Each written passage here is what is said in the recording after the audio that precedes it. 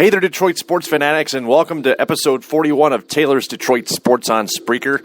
I'm Taylor Phillips. You can find me on Facebook, Taylor Phillips, and follow me on Twitter at DT2Phillips. Like my Facebook page, Taylor Phillips' Detroit Sports page, and join my group, Taylor Phillips' Detroit Sports Group. Lots to talk about today. It's 1:16 p.m., August 27th, 2014. I wasn't able to get a broadcast last night because I was tired. But we're going to talk Tigers, Lions, Red Wings, Pistons, and both Michigan and Michigan State, all hashtagged in college football.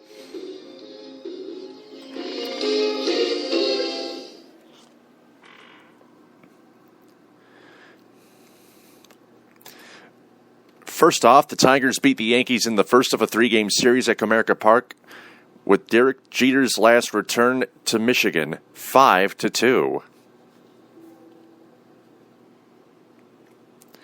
Rajai Davis opened the scoring in the bottom of the second with a bases-loaded walk. Then J.D. Martinez hit an RBI single to make it 2-0 in the third. Jacoby Ellsbury hit 2 home runs in the fifth inning and the eighth inning.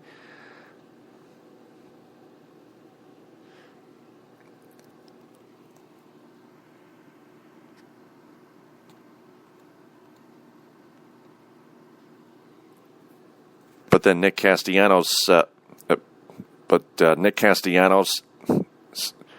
an RBI single. Alex Avila grounded into a double play, scoring a run, and then Torrey Hunter got an RBI single of his own.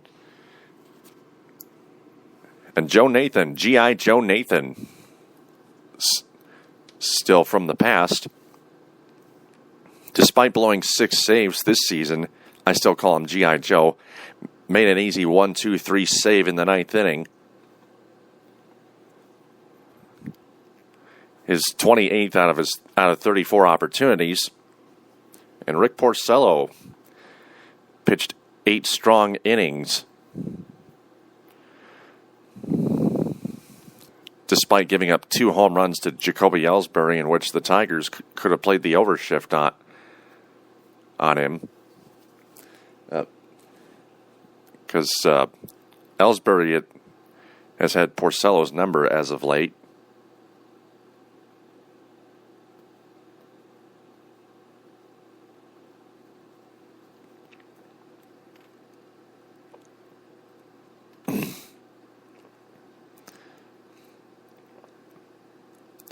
Ian Kinsler didn't do so well at the plate, but he made a few gems out there defensively at second base. J.D. Martinez finished 3 for 4 with a double and 2 singles and an RBI.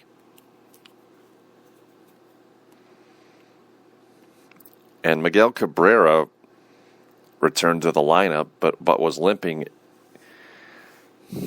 back to the dugout after the top of the second inning.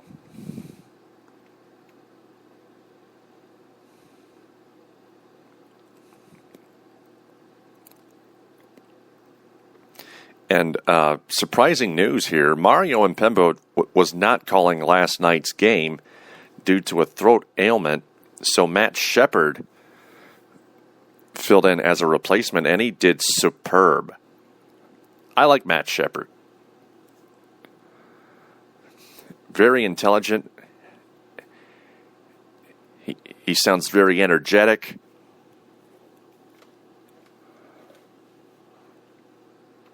And I'm going to view all the MLB.com scoring play videos by the Tigers just to hear his voice.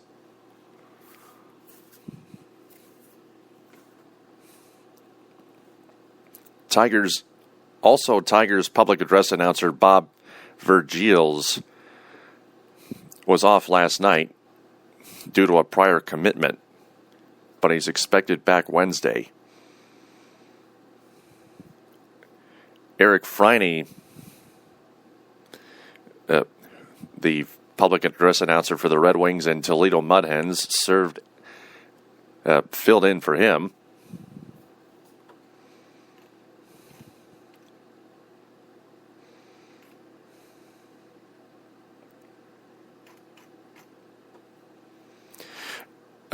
Jacoby Ellsbury will continue to be the Yankee to watch for this series.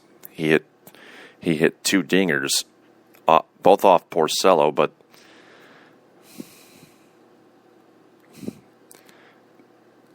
he didn't face Joe Nathan in the 9th.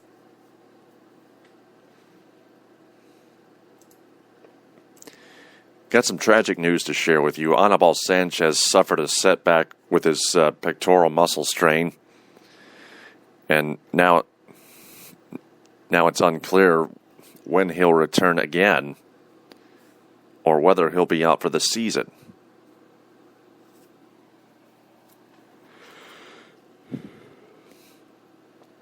It was reported just early last night, but then this morning, Tigers manager Brad Ausmus reported to the media that they still think there's a shot Anibal can come back. See now he's available. Now he's not available on Saturday, which makes you assume we have to call up Robbie Ray or Buck Farmer to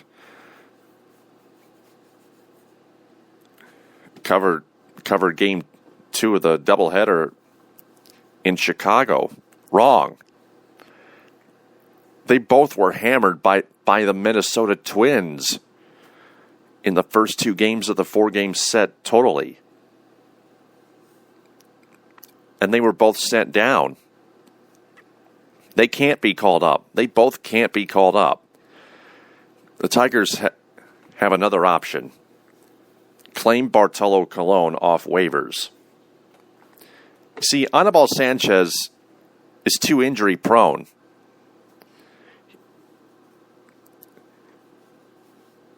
It doesn't even matter if you put him in the bullpen.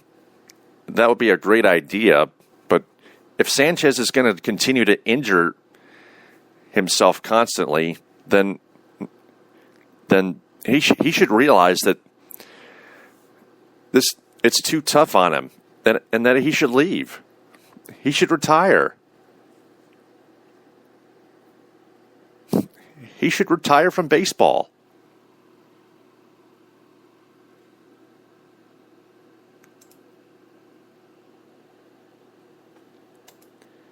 Well, we care so much about the health and safety of every professional and college football player or college athlete of playing any sport, and high school athlete as well. Moving on to some Lions news. Lots to talk about there.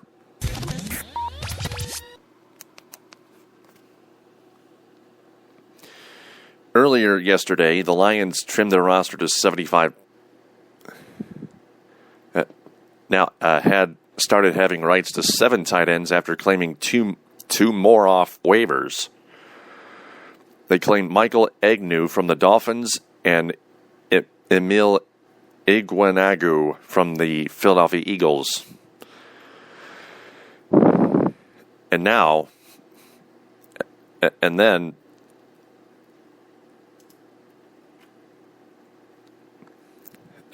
that was Sunday. And then yesterday morning, they released Jacob Maxwell at tight end, and now they're down to 6.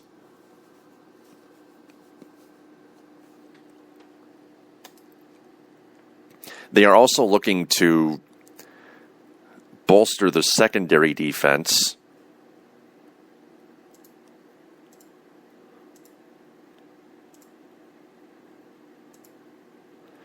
They just They just released Jonte Green because of his performance and struggles with the scheme. With head coach Jim Caldwell's scheme. Caldwell quoted, "I think oftentimes we look we look to try to pinpoint exactly what an individual's issues were. I'm not the kind of person that's going to stand here and talk about someone's weakness and those kind of things, particularly in a situation and on a day when it's a very difficult day for a lot of young men. But it's all competition-based. It's a mediocrity in this business. And at this point in time, there were obviously some other guys that performed better, unquote. General Manager Martin Mayhew said in the offseason this would be a critical year for Detroit's third-year cornerbacks, and Green, selected in the 6th round of the 2012 draft, simply wasn't progressing enough for the organization. So that's why they shipped him off elsewhere. Or just cut him loose. That sounds better. That sounds right.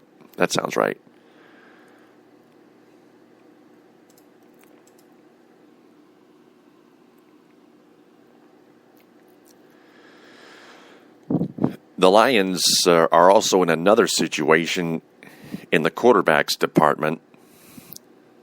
Coach Caldwell is still not sure whether the Lions will keep 2 or 3 quarterbacks. Of course, they have Matthew Stafford, their starting quarterback, their number 1 quarterback. But it's been a tie between backup quarterbacks Dan Orlovsky and Kellen Moore, the lefty. Kellen Moore shined in the first game, throwing a game-winning touchdown pass with over a minute to go to Corey Fuller against the Cleveland Browns. And then in week 2, Dan Orlovsky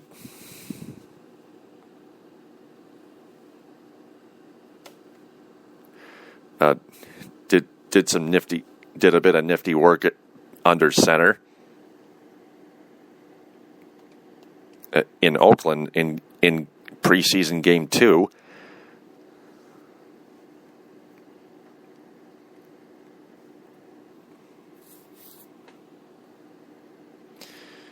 In week 3, it was pretty much undecided.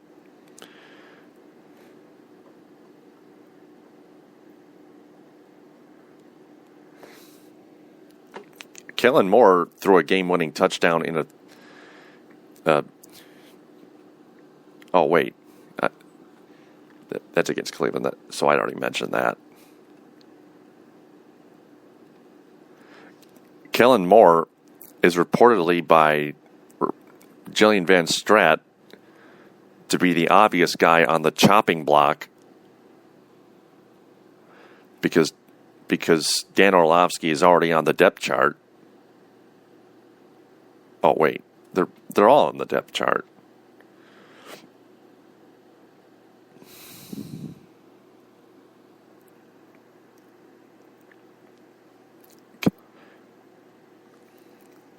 Kellen Moore is still number 3 in the depth chart, and Orlovsky is number 2. The Lions have one preseason game to go, and that's tomorrow at 7 in Buffalo against the Bills on WXYZ Channel 7 in Detroit on television, and on the radio on Detroit's 97.1 The Ticket, WXYT-FM and HD1, and the Lions Radio Network.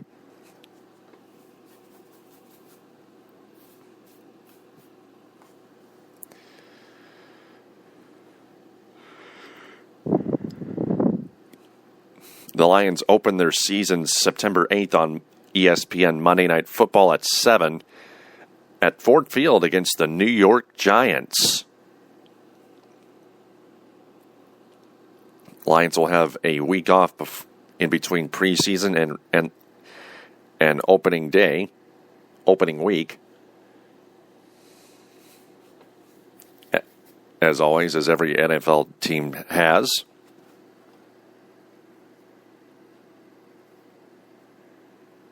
But back to the quarterback situation, Caldwell quoted, "It's one of those things where you anticipate one of those guys is going to get the most time they have had any at any point in time. I'm sure Kellen will at this particular point. We'll take a look at it. We'll take a look at them, see how they do, see how they manage the offense. how they handle it, see how they move the ball, see how well they throw it, there'll be a pretty good opportunity to show themselves, unquote. It'll be determination time tomorrow night. So we're going to see on television, the Lions television network. I can get them on TV on Fox 32, WFQX TV in Cadillac and Traverse City.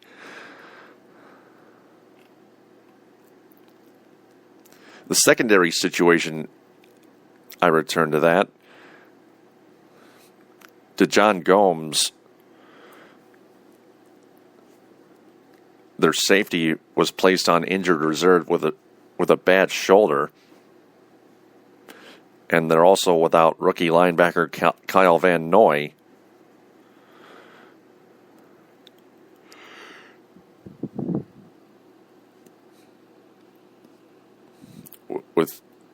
With his injury still unspecified, he said it could be a sports hernia. He better check the doctor out very fast right now.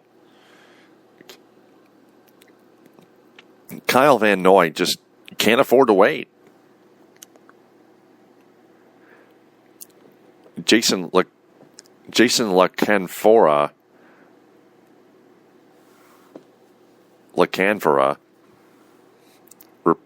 reports on Twitter, quote, "The Lions are making calls around the league looking to bolster their secondary.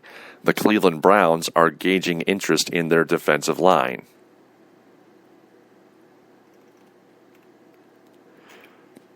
So they released Jonte Green, and they have two other injuries on defense, one in the secondary, DeJon Gomes, and one on the defensive line, Kyle Van Noy, one of their draft picks.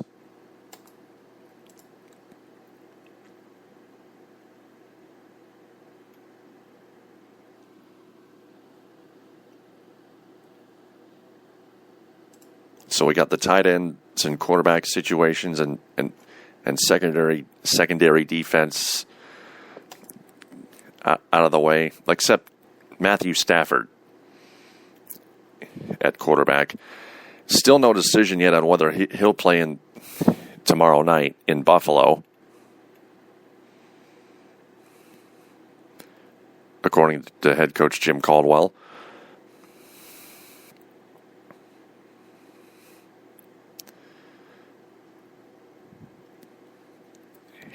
Jim Caldwell says the main factor in deciding who will play and who won't be, and who won't, will be based on whether the coaching staff feels it needs to see a guy play.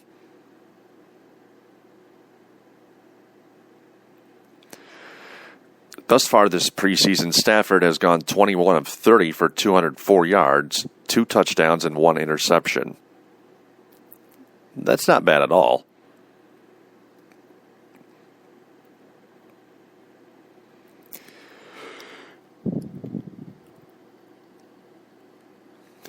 Stafford was pleased with the protections he got from the offensive line last week against Jacksonville and noted Reggie Bush's brilliant 86-yard touchdown run in the first quarter. But that would prove to be the lone score from the starting offense, despite playing into the third quarter.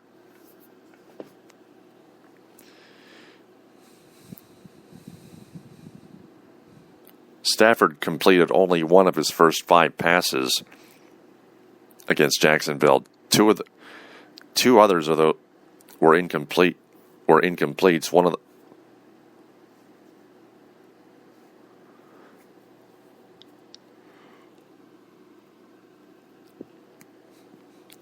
there were 3 incompletions.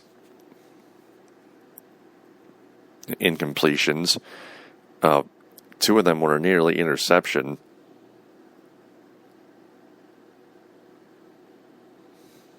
And the third one was actually an interception by defensive end Andre Branch of Jacksonville.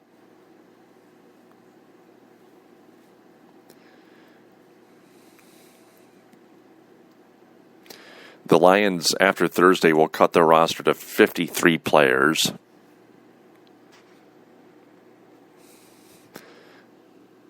They also Reggie Bush returned to practice yesterday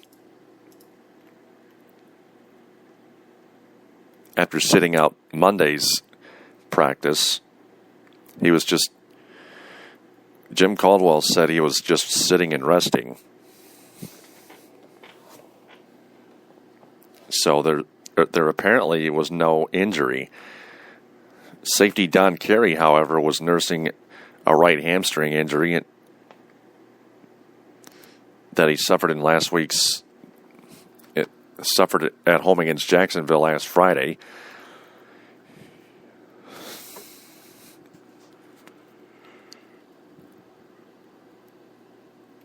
So the Lions secondary is indeed in deep trouble again. The injury bug has been biting it for years. And that's just horrible. That's why the Lions are talking with the Cleveland Browns about needing secondary defense players. Also, the Lions, former Lions kicker Giorgio Tavecchio was claimed by the Oakland Raiders.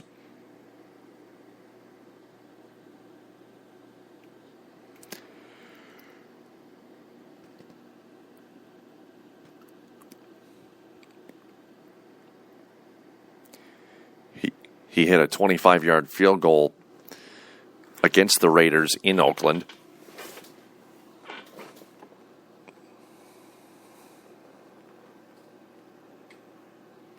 In week 2.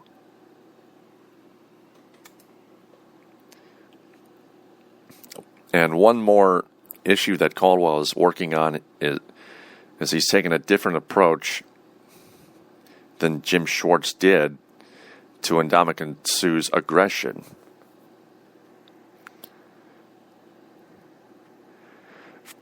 Kyle Meinke writes on MLive.com, first-year Detroit Lions coach Jim Caldwell is taking a strikingly different approach to penalties than his predecessor. Jim Schwartz disdained penalties before the whistle, but rarely admonished his players for infractions that occurred during or even after the play. His theory was doing so might temper his players' aggressiveness. Caldwell, conversely, is taking a stand against almost all penalties. And that includes Ndamukong Suh's personal foul for roughing the passer in Friday night's exhibition win against Jacksonville, a play that almost certainly would not have drawn the ire of Schwartz. Suh stunned with Jason Jones on the play and came barreling free around the end. Jaguars quarterback Chad Henne fired the ball with Suh still more than a step from him, but Suh lowered his shoulder anyway and delivered a blow. He drew a 15-yard penalty for roughing the passer, and he could be fined again. Caldwell said he'll speak with Suh about the play. He was going to speak with Suh about that play again, taking a different path than his predecessor.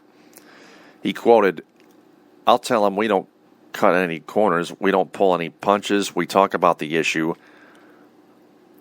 We talked about what needs to be straightened away. Like most families do, we don't dance around issues. We think we can get them squared away that way." Unquote. Caldwell said he won't mold the validity of penalties with the media, but maintains his players must know what will be called and adjust accordingly. That's Caldwell quoted, "That's what he called, that's what it is, and we have to find a way to make certain we operate with the confines of the rules." Unquote. Suh has been unavailable for comment since the game. He was not in the locker room after the victory, nor was he with teammates in the locker room after Saturday's late practice in Allen Park.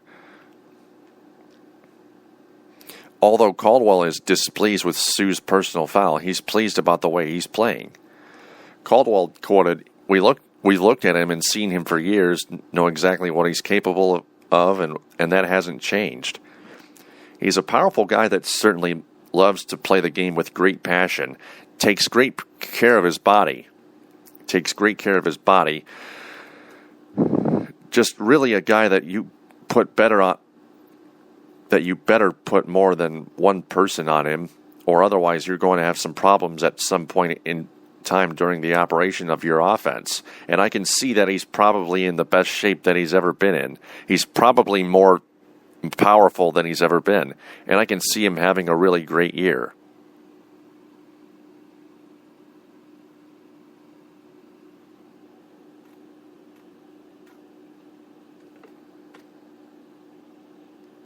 Just got an update on Michigan in college football. The Michigan Wolverines have appealed the NCAA ruling after running back Ty Isaac was denied eligibility for this year.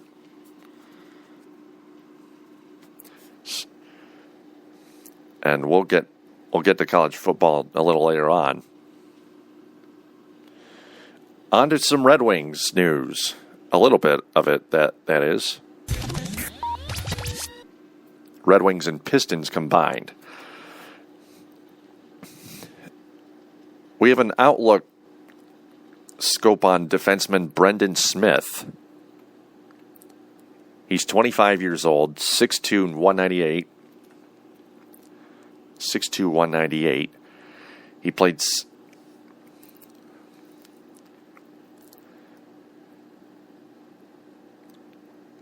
He scored 5 goals and picked up 14 assists.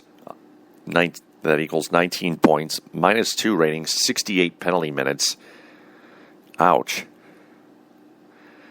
And 8 penalty minutes in the playoffs, and a +1 rating in just the 5 games the Red Wings played. He has 1 year remaining at a cap hit of $1.262 million. He'll be a restricted free agent next summer, which means he will likely stay with Detroit.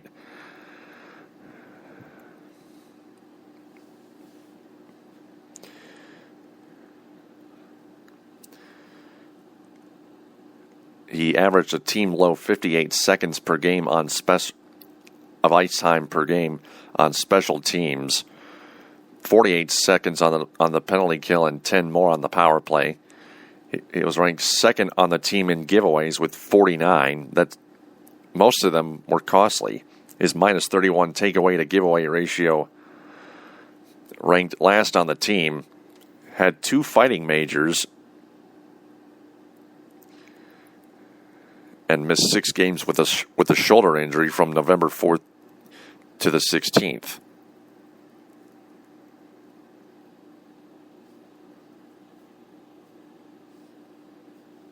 In his first 7 games last season, he was -9, and was a healthy scratch for 4 games, and recorded a plus rating in 6 consecutive games from November 24th to December 6th.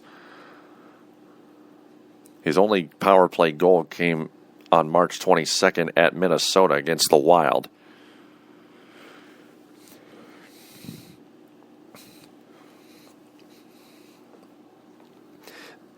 His outlook for this upcoming season: a puck-rushing offensive defenseman in college and the AHL.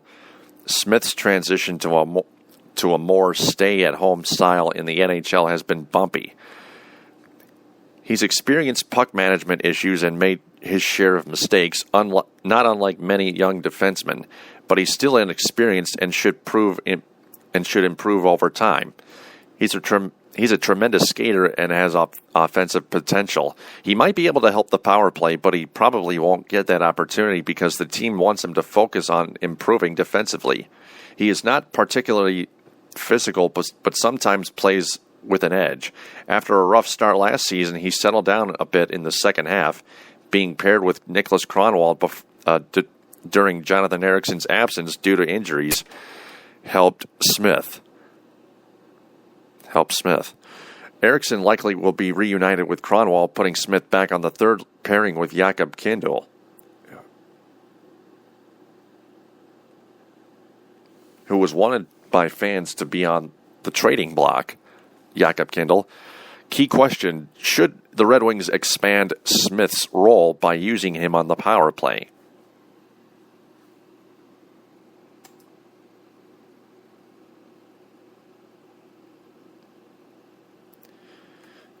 Oh, and speaking of hockey, the AHL's 2014-15 season has just been released. I got the update from the AHL app on my phone just a few minutes ago.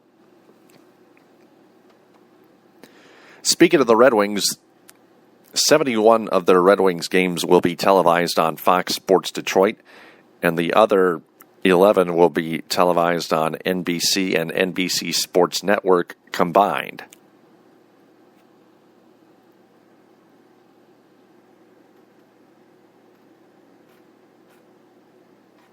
So you can go to DetroitRedWings.com and look up their schedule.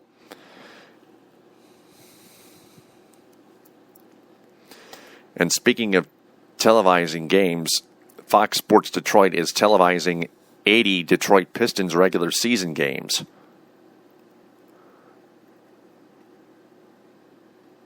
They will also broadcast the Pistons preseason game October 12th in Washington against the Wizards.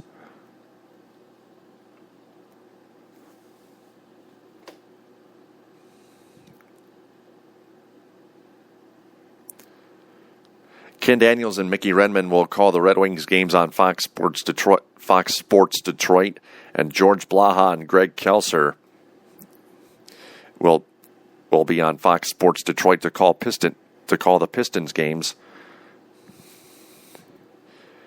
They are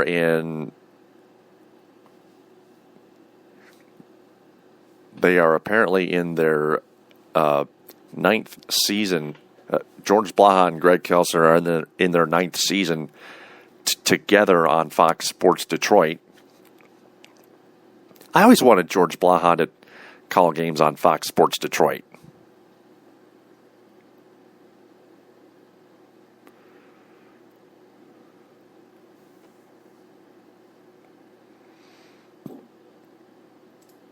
And speaking of the Pistons, center Andre Drummond helped Team USA mop up. Team USA steamroll Slovenia 101-71 yesterday.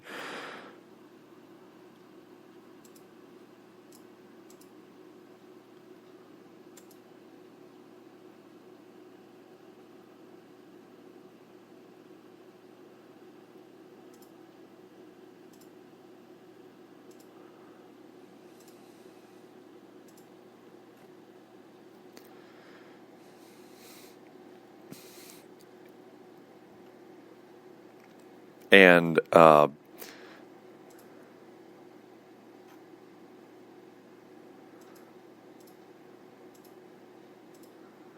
Drummond, let's see here.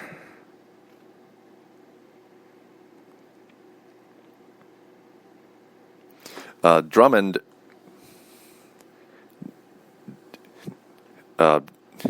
sat out all the first three quarters, but started playing in the start of the fourth quarter and finished with 2 points, 2 rebounds, and one steal. His lone basket came on an alley-oop dunk off a pass from Houston Rockets' James Harden. Anthony Davis of the New Orleans Pelicans led Team USA with 18 points, 11 rebounds, 5 blocks, and 3 steals, all in the first 3 quarters. Speaking of Drummond now,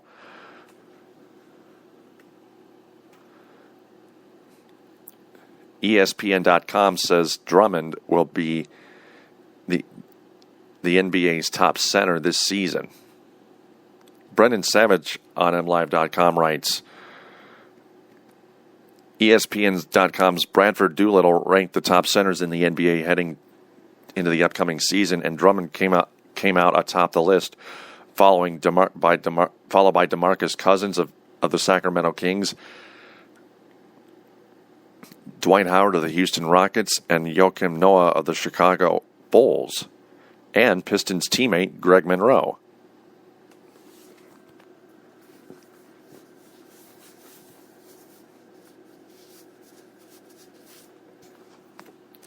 Doolittle wrote, quote, Drummond might be the league's best rebounder, and his ability to dunk everything keeps his offensive efficiency high. His 13.8 WARP last season ranked 11th in the league, and he ended the season still too young to legally purchase a six-pack of beer. Yet Drummond can be so much better. He can't drink beer anyway during his career. First, he's carving out a special place for himself among the pantheon of the NBA's worst free throw shooters, and his defensive real plus-minus RPM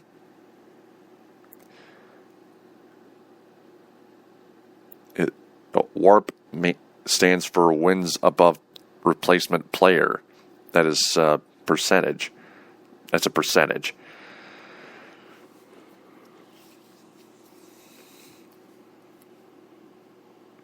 First, he's carving out a special place for himself. His RPM was break-even despite his shot blocking and off-the-charts rebounding. Hopefully, head coach and president of basketball operations Stan Van Gundy of the Pistons can harness Drummond's immense energy and channel it in a positive direction.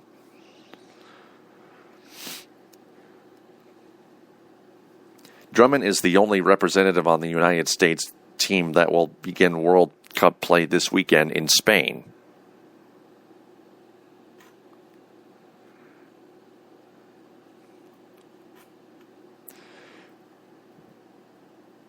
He was fifth on Doolittle's list with a wins above replacement player average of 9.5, flat at 9.5, sharp. Rounding out the top 10 centers are Jordan of the Clippers, Marc Gasol of the Memphis Grizzlies, Al Jefferson of the Charlotte Hornets, Roy Hibbert of the Indiana Pacers, and Al Horford of the Atlanta Hawks. Jordan's first name here.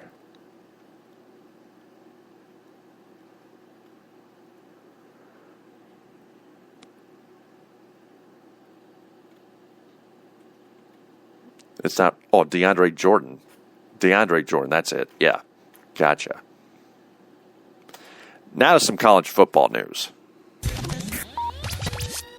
Four-star Michigan Wolverines defensive back commit Garrett Taylor reportedly suffered an ACL tear, and that's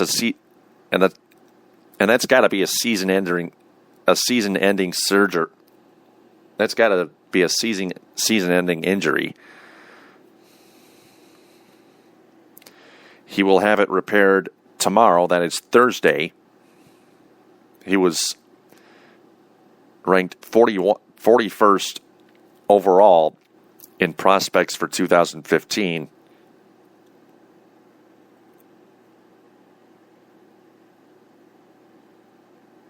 His high school, St. Christopher's in Richmond, Virginia. And he was not planning on an early enrollment to Michigan next season.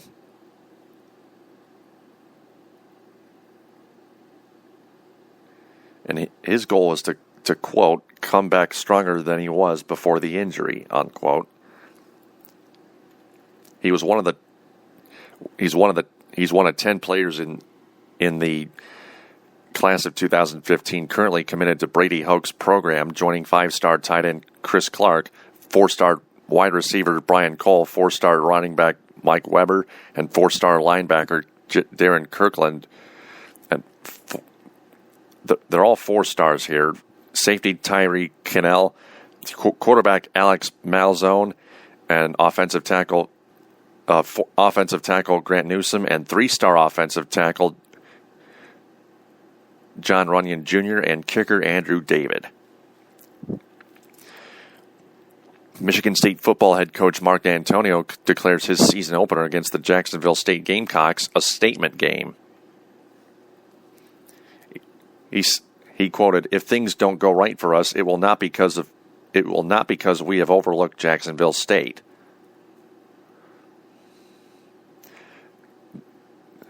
Michigan will start their season at home against Appalachian State Saturday at noon, and Michigan State will start theirs, and Jacksonville State go at it Friday night at 7:30.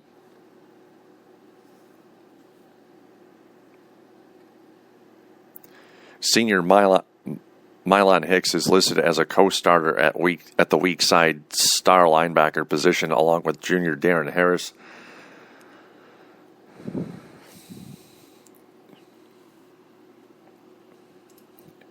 And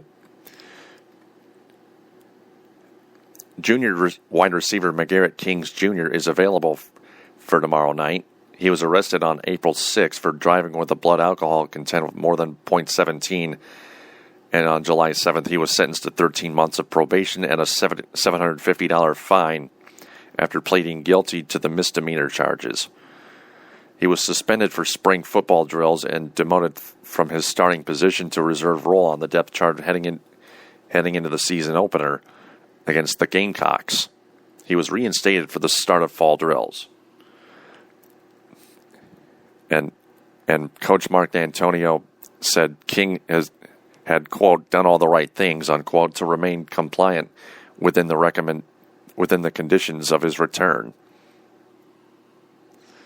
The Spartans updated their fall depth chart on Tuesday, and there was no change in King's status as he remained listed with the second-team receivers. Kings is, however, expected to maintain his duties as the team's punt returner. So that's all I've covered for episode 41 of Taylor's Detroit Sports on Spreaker. Episode 42 will be quick and easy because I got to get up early for class tomorrow at CMU. But catch the Tigers and Yankees Game 2 of the series at Comerica Park. David Price will take the mound tonight.